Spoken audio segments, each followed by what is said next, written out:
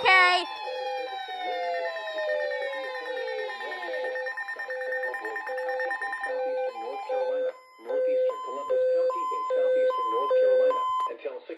Northeastern Columbus. 5:40 p.m.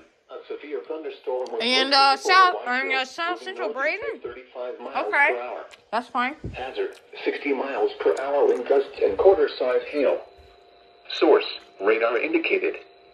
Impact: minor hail damage to vehicles is possible. Expect wind damage to trees and power lines.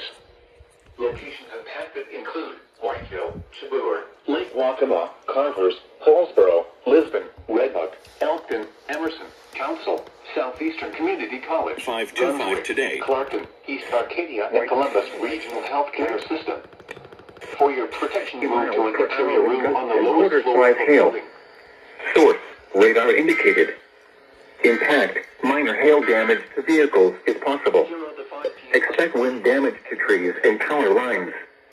Locations impacted include Whiteville, Chibouir, Lake Waccamaw, Carvers, Hillsborough, Lisbon, Redbud, Elkton.